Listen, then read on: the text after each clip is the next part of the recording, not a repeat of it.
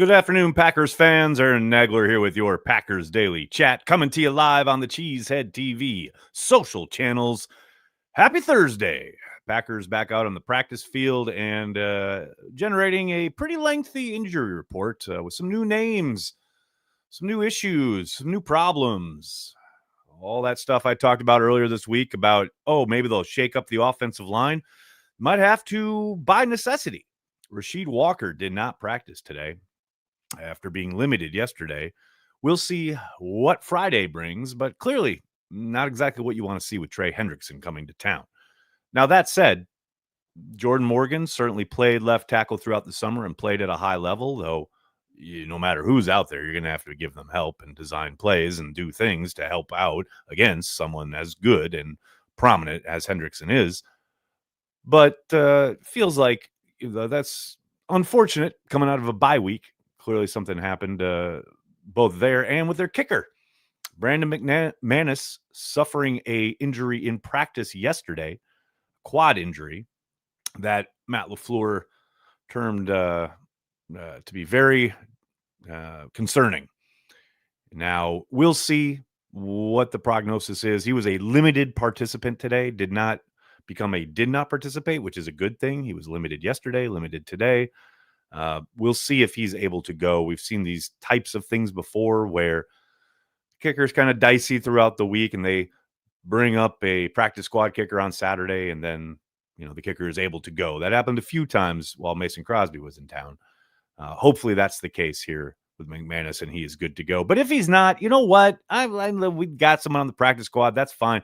Just go for 2 every time. Go for 4th downs on the, plus side of the 50. Who needs a kicker? Let's play Corey Banky ball. Also, they're going to be up by so many scores, they ain't going to need to kick field goals. See how I worked that in my head?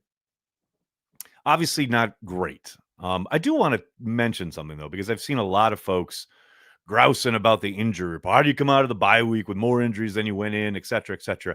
How do you as Packers fans not understand at this point in the year of our Lord 2025 that every time the Packers put out an injury report, it's going to look like a CVS receipt because they overshare and over-report all of the injuries they're dealing with?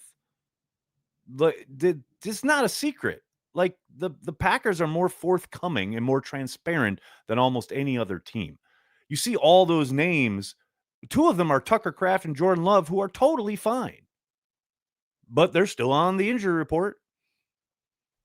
I'm begging people to take a breath. It's going to be okay. I know it's frustrating seeing a lot of names on the injury report, but you've got to understand, how long have you been watching the Green Bay Packers? They always have a long injury report. You know why? Because they over-report, especially comparative to their peers. Just a little bugaboo, little thing that's bugging me a little bit today. But for the most part, I'm in a great mood. I went to Comic-Con this morning with my daughter Olive and had a ball. Just missed seeing our guy Brent there at Artist Alley. Sorry to miss you, buddy. Brent does all the great designs here at Cheesehead TV on as his side gig, because what he really is great at is doing amazing work for companies like Marvel and DC. But it was great to be at Comic-Con. Haven't gone in a long time, and it was so good to be back with Olive. We used to go every year. It's such a great vibe.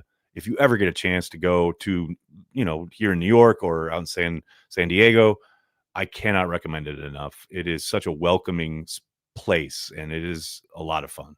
Really good times.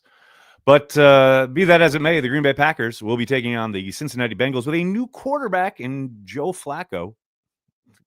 I can't believe they get to face Joe Flacco again. Now, obviously, much better receivers this time around, but probably a worse offensive line and a worse running game. I mean, the Bengals have really looked like tough to watch when they're trying to run the football, even more so than the Packers, if you can believe that. So, the Flacco thing is a fun wrinkle, but that doesn't change the fact that the Packers should get on the front foot in this game and not look back. That's where I stand here today on Thursday, even with all the injury news. That's where it is. Get to your questions and comments. Everybody chiming in. How you all doing? Good to see everybody. Got to give a shout out to our friends over at ThetaCare. ThetaCare is a proud sponsor of Cheesehead TV. Every great team needs a solid foundation, and that starts with health. ThedaCare is proud to support their local athletes and families with care that goes the distance. ThedaCare.org. Check it out for more information.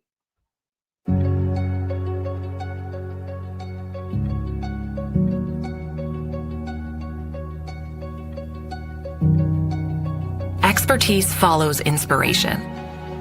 That's why more than a dozen of the nation's top cardiovascular specialists have chosen ThedaCare as their destination to deliver exceptional care.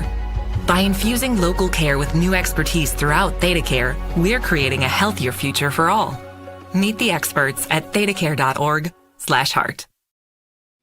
All right, let's get to your questions, your comments, everything that's on your mind. What's going on, Packers fans? How we doing? I will say, it's funny. The first one I just saw is Grimpy here. Is it time to consider a OC? They have an OC. His name is Adam Stenovich. But if you're talking about a play caller rather than Matt LaFleur, highly doubt that happens anytime soon. Matt has talked about this many times. Seems like he gets asked at the end of every season if he would consider giving up play calling, to which he always says, if I think it's the best thing for the team. But, you know, most offensive guys, they want to call the plays. And by the way, Matt's a really good play caller. I am so fucking sick. And I'm not saying this is just you. I understand people have their objections about Matt's play calling, but Matt's a really good play caller. I understand there are moments, there are plays, and there are calls that we're not going to agree with every single time. God knows. Watch any watch party. Any watch party. There is going to be a call or two that I question, I hate, I'm frustrated by. But then the game is over and you step back and you look in a totality. Matt's a really good play caller. And it's getting frustrating watching Packers fans not appreciate that. You know, this is a team that just put up 40 points in an NFL game and people are like, oh, we need a new play caller. What? No, it is not time for a new play caller or OC. Bumpa, that's a fair question. If we win the toss, do we start with the ball and get off to a quick start? I hope so, man. I very much hope so. I would suspect that will probably be the plan, much like they did against Detroit in week 1.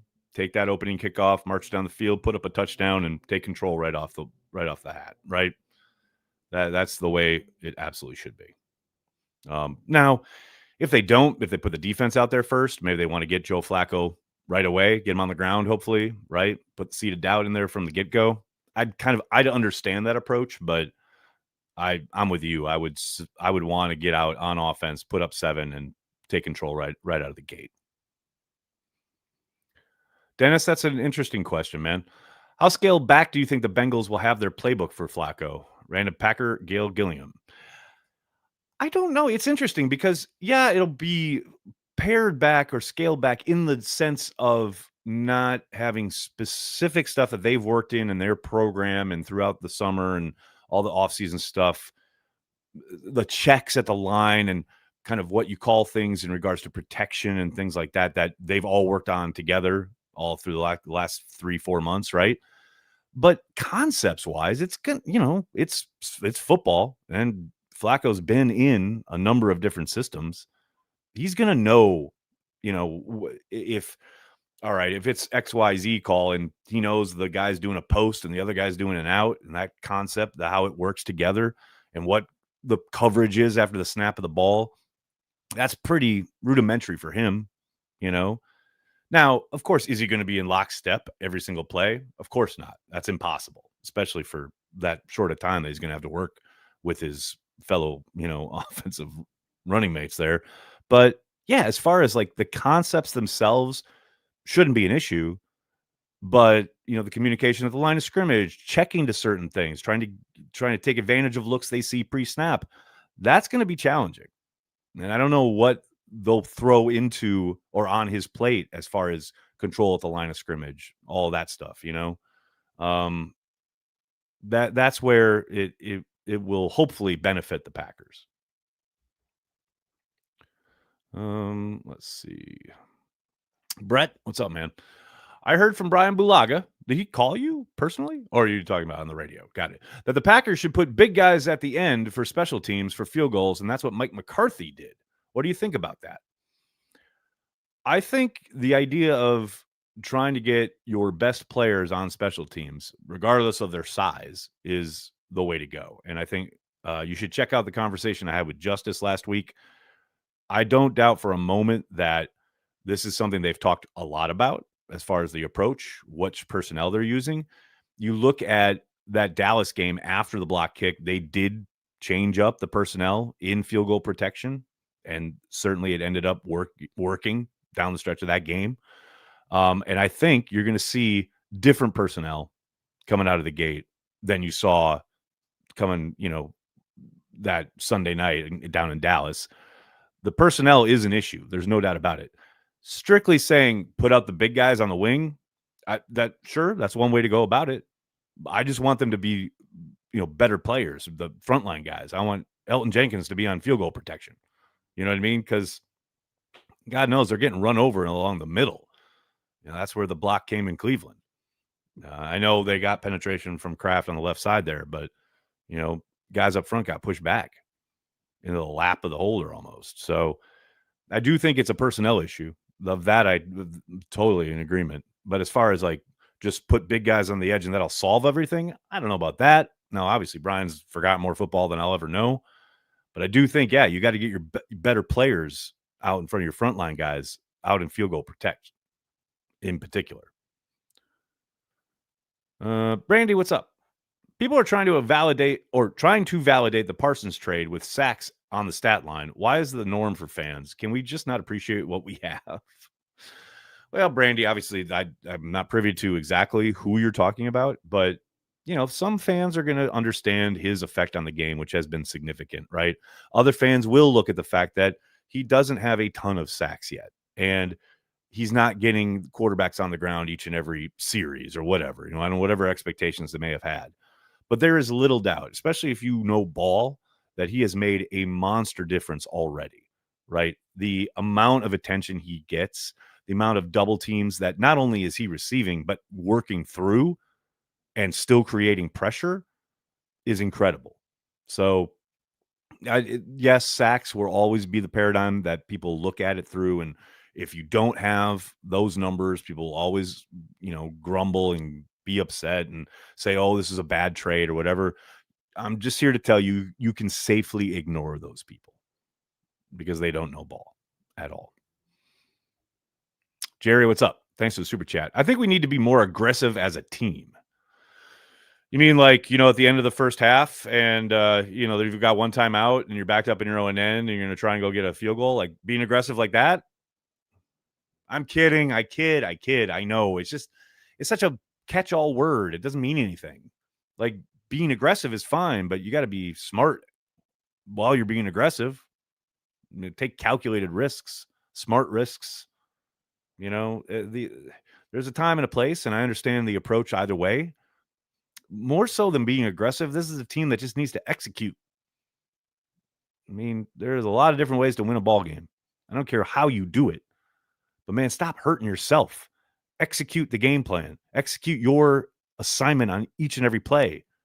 Don't false start. Don't hold. Don't do the things that get you behind the sticks. On defense, get it on the front foot if you're in the secondary because that ball is coming out. Do the things, the little things, cross those T's, dot those I's. The results will come. Aggressive, not aggressive. I don't care about any of that. Now, the one area where I would agree, and it's not even an aggression thing, but the one thing that we saw through the first 2 weeks that seemed to kind of dissipate a little bit the next two games was the defensive mindset where all 11 guys were running to the ball each and every play. That seemed to fall away a little bit on the road, and I do think we'll probably see more of that again back in Lambeau, but that's got to be a constant each and every week no matter where you're playing.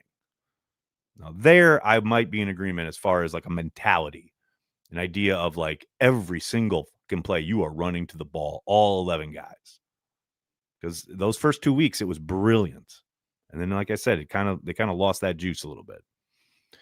Ed, how you doing, man? Thanks for the super chat. Games we should win make me nervous. It's going to be great when that feeling goes away. Ed, there's a reason you get nervous when there's a game in front of you that the Packers should win.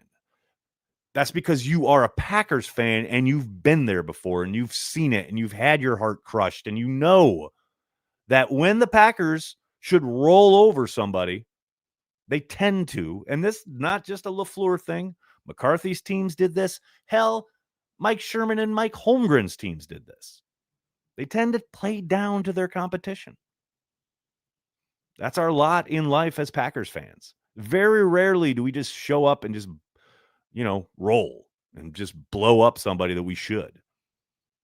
Very rare. Now, some of that is just, it's the NFL, and that's not how it works more often than not these days.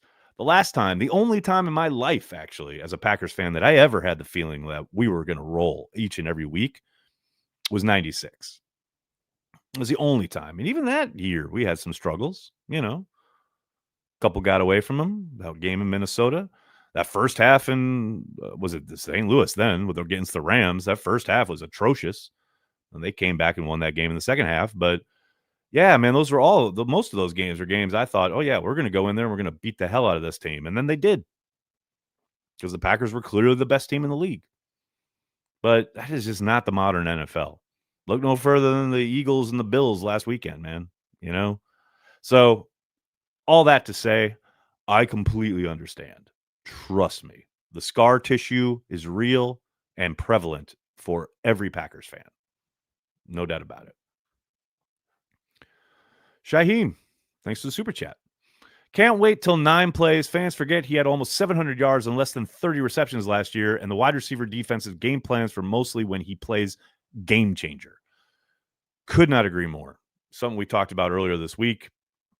The whole operation changes on offense, mostly because how defenses play them has to change. And what I'm excited about, and I've talked about this a little bit, getting him and Matthew Golden on the field together, ho, baby, that is going to be a good time. But I'm with you, man. He was productive, even though he didn't get a ton of targets, especially early in the season. He is a difference maker, even without the ball in his hand. Just his gravitational pull, the way coverage has to roll to him.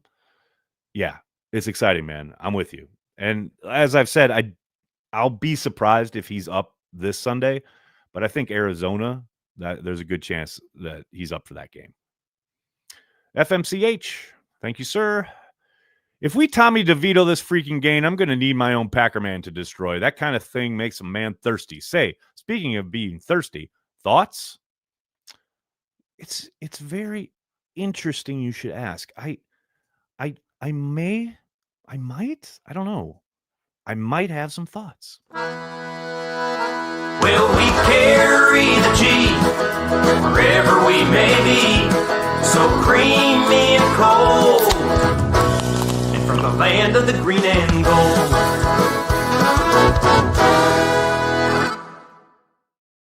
Ah, yes. Carry the G Cream Ale, the official beer of Cheesehead TV. So good. It's so good to have some in the house now, too. Oh, so beautiful. Can't wait to have a few watching the Brewers tonight. Come on now. KD, thank you, sir. Can Jordan drop kick like Doug Flutie, random Packer, Brett Swain? Hey, shout out Brett Swain. Brett Swain follows me on Twitter.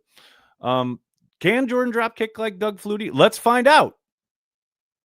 Why not? I'm down. Let's get weird. I'm all about it. Eric, this is a fair question, and I'm sorry I don't have a real answer for you. Any idea when Cox or Lloyd may be off IR? No timetables have been given. Now, that said, they could, at now that, this first 4 weeks has passed of the season, the first 4 games have passed, they could come off IR at any time.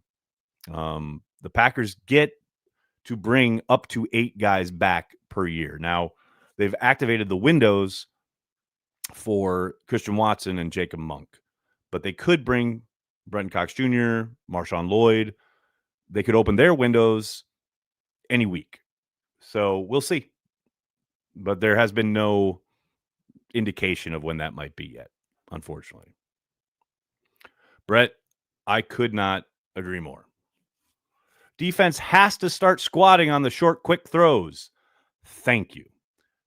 And that doesn't mean you have to play up and press man, right? You don't have to get physical at the line of scrimmage. In fact, I hope they don't, because We saw a couple of times when they tried to do that against Dallas, they got beat up and around. Guys got off the press and basically converted whatever route they were running into a fade or a 9 route. And then they were up the sideline and throwing up their arm and go, I'm open, right? I don't need that, but I do need you playing at least flat-footed and with eyes on the quarterback so that when that ball does, to your point, inevitably come out, because it's got to come out. The Packers pass rush is too good. Micah Parsons is too good. When it comes out, you are breaking on it. You are making a play on the ball. Play unafraid on the back end. It's the first thing I loved. And Brian Wood had a great piece in PackersNews.com a couple weeks ago where he talked about the very first meeting with Micah and the rest of the defense. And he was talking to the secondary. He said, break on every route. And they were like, what do you mean? Like, break on every route. It's going to come out because I'm going to get there. Like, they have to. They absolutely have to start doing it. And you saw a decent amount of that the first couple games. But certainly against Dallas, it was frustrating as hell watching them play not only off, but then not break on anything. Break on the routes. Play unafraid. I'm begging Halfley to put that in their ears this week. I'm right there with you. Doug Hype, what's up, man? Carry the G. Refreshing when beating the Cubs. Truly, unfortunately, that didn't happen last night, but hopefully tonight, get that all locked up with some Carry the G. It'll be great. Brandy, thanks again. Any chance Goot looks into a D lineman before the trade deadline? We might need one. I think there's always going to be, activity when it comes to the pro personnel group and looking at possible additions, not just, on the street, but also potential trades, potential practice squad additions, etc. But more than anything, I think what they'll probably do, and this is usually their MO, is let the young guys play. Let them continue to get better, hopefully. Continue to develop, right? That is my guess. So could he? Yes. Will he? I tend to doubt it, but we'll see. I mean, at this point, hell, he traded for Micah Parsons, which already shocked the hell out of me. So maybe he does make a move there. Brett, what are you buying at the pro shop this weekend? Everything. All of it. Every single one. Rai, you are 1,000,000,000% correct. Lost in the sauce is Parsons played really well versus Dallas. He has a winning mentality. He was winning immediately. Dak balled out. Gary, on the other hand, Gary had a very disappointing night in Dallas on the whole. There were a couple of plays where he beat his man, did a nice job, and quarterback got the ball out of his hand, right? But there were certainly other occasions where, Prescott's getting ball out so quick that nobody can get to him, right? But I agree. I think it was because he didn't have any sacks until that last one there in overtime, blah, blah, blah. People were pointing to the box score, which is always silly. But, Parsons had a hell of a game against the Cowboys. And I suspect he's going to have another hell of a game against the Bengals. Dennis, is Hobbs playing Sunday? I believe so. But we will see. We'll have a better indication in that regard tomorrow when we get the final injury report with designations. We don't have anything on that yet. All right, buddy, I got to get going. I cannot thank you enough for hanging out, talking Packers each and every day, Monday through Friday, right here on the Cheesehead TV social channels. Please do me a monster favor and hit like on the video, subscribe to the channel, and then tell your friends and tell your family. Cheesehead TV. We are devoted to Green Bay Packers fans worldwide. Thanks a lot, everybody. Have a great night. Go Pack Go.